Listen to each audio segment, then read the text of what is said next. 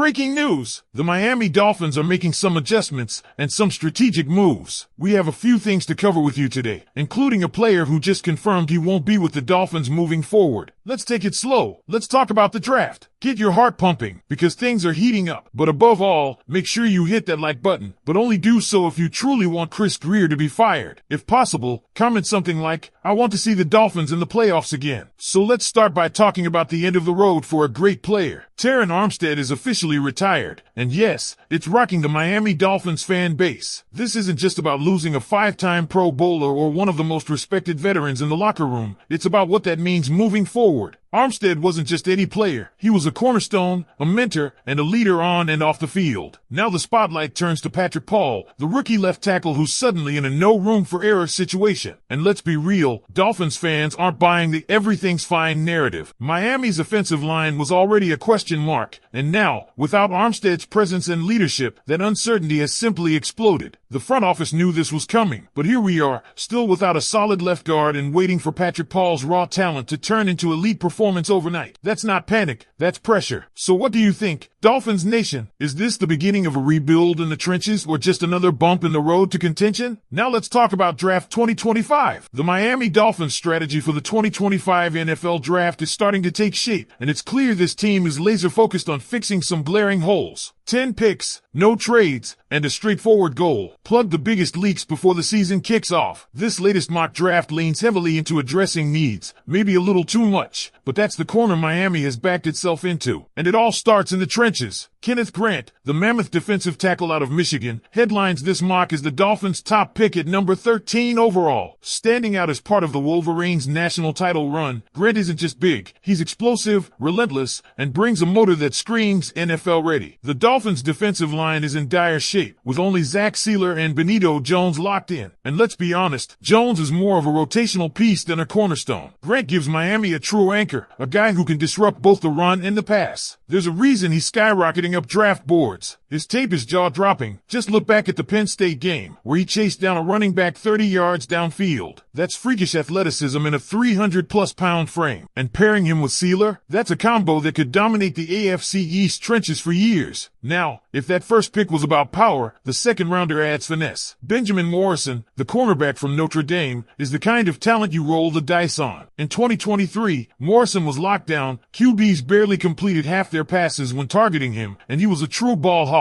But here's the issue. He's got a fragile frame and a history of hip injuries that limited him to just 6 games last year. That's why a former first-round lock is now slipping into the mid-second. But if the Dolphins are confident in their medical evaluations, Morrison is a gamble worth taking. He's physical, smooth in man coverage, and brings exactly the kind of attitude Vic Fangio would have salivated over in the secondary. Now with Fangio gone, we'll see how this new-look defense evolves, but physicality in the backfield is still key, and Morrison delivers that when healthy. The Dolphins doubled down on secondary upgrades in round 3, selecting safety Sebastian Castro from Iowa. Not flashy, not a burner, but incredibly steady. He comes from a Hawkeye defense known for producing NFL talent, and while he lacks the elite athleticism of Riley Moss or Cooper DeJean, he makes up for it with savvy, tackling ability, and reliability. Castro isn't going to wow anyone with his testing numbers. His RAS, relative athletic score, is underwhelming, but sometimes it's about fit and football IQ, not just measurables. He adds depth behind Jevon Holland and brings competition to a group that could use a little shakeup. Offensive line has been another sore spot, and Miami finally addressed it in the 4th round, with not one, but 2 linemen. First up, a name that should be familiar, Jalen Rivers, the versatile O-lineman from the Miami Hurricanes. He's not dominant, and his athletic testing didn't blow anyone away, but Rivers brings experience at both left tackle and left guard. 1,200 snaps at tackle and another 850 at guard. That kind of flexibility is exactly what GM Chris Grier covets. Add in the fact that the Dolphins met with him at the Combine, and this one feels like a legit target. Miami needs help at left guard in particular, and Rivers fits the mold of a mid-round pick who could push for playing time early. Then there's Willie Lampkin from North Carolina. This dude is a personal favorite, and it's not hard to see why. Undersized? Sure. Limited to the interior? Absolutely. But the tape doesn't lie. Lampkin is a technician, a mauler, and one of the most productive linemen in college football. No sacks allowed last year, high grades across every category, and he held his own against top-tier competition at the Senior Bowl. He's likely not starting at guard on day one, but backup center to Aaron Brewer, a swing interior lineman, Lampkin fits that mold. And honestly, don't be shocked if he ends up pushing for a starting gig sooner than expected. He's that kind of gritty competitor. Then things get interesting in the 5th round. Miami takes a swing at a quarterback, Quinn Ewers from Texas. This is a polarizing pick. Ewers has the arm talent, the pedigree, and at times, the flash. He helped lead Texas to the playoffs and looked like a potential day 2 pick if he'd come out last year. But the problem? His game didn't develop in 2024 the way scouts hoped. Completion percentage dropped, turnovers went up, and he still struggles with footwork and decision-making. But the Dolphins clearly have some interest. They reportedly had dinner with him recently. And Ewers does fit schematically. The Sarkisian offense at Texas shares similarities with Mike McDaniel's, motion-heavy, quick reads, RPOs. If Ewers is there in the 5th, the fit makes sense, even if it's just as a developmental backup behind Tua. They weren't done adding offensive firepower either. Georgia Tech tight end Jackson Hall joined the squad in round 5. He's a mountain of a man, 6 feet 4 inches, 253, and he can block. That's his bread and butter. But what stands out is his explosion metrics, vertical and broad jumps that suggest real upside as a red zone threat. He's not the most productive pass catcher, but with the Dolphins struggling to convert inside the 20 last year, a big-bodied, explosive tight end could be just what the doctor ordered. Julian Hill and Pharaoh Brown haven't locked down the TE2 spot behind Durham Smythe. Hall could push them both. Still to come in this mock? Some late-round flyers, including a rangy safety from Syracuse, a burner of a running back from Florida, and a big-bodied wideout from Memphis. We'll break all that down in part 2. But for now, the message is clear. Miami is drafting with purpose. Needs are driving the ship, and while there's risk in not going BPA, best player available, this front office knows it has to fix the trenches and the secondary before it can make a serious playoff push. What do you think, Dolphins fans? Are you cool with rolling the dice on Morrison's medicals? Does Kenneth Grant feel like the right pick at 13? And are you buying into the Quinn Ewers project? Drop your grades and thoughts in the comments. Let's hear what you think about this blueprint heading into the draft. Now, diving into the 7th round, things start to feel more like calculated dart throws, but with potential upside if the development path is there. First up is Elijah Clark, a safety out of Syracuse. He's got decent size for the position at nearly 6 feet 1 inch and 190 pounds, and he shows solid range on film. He managed an interception last season and showed flashes of being a contributor in coverage. But let's be real, this is a long shot to make the final 53. The Dolphins already drafted Sebastian Castro earlier and have veterans like Elijah Campbell, Ashton Davis, and Patrick Morris competing for roster spots. Still, adding Clark is about bringing competition into the room and seeing if something clicks during camp. He could stick around on the practice squad or maybe surprise everyone and win a depth role. But now it's your turn. How are you feeling about this mock draft? Is Kenneth Grant the kind of dominant force Miami needs in the middle? Are we too optimistic about Morrison's health? Do you see any future starters from this group? Or is this just a patch job until free agency rolls back around? Drop your thoughts, your draft grades, and who you would have taken differently. This is the stretch run to the 2025 NFL Draft, and it's all eyes on Chris Greer and company to get it right.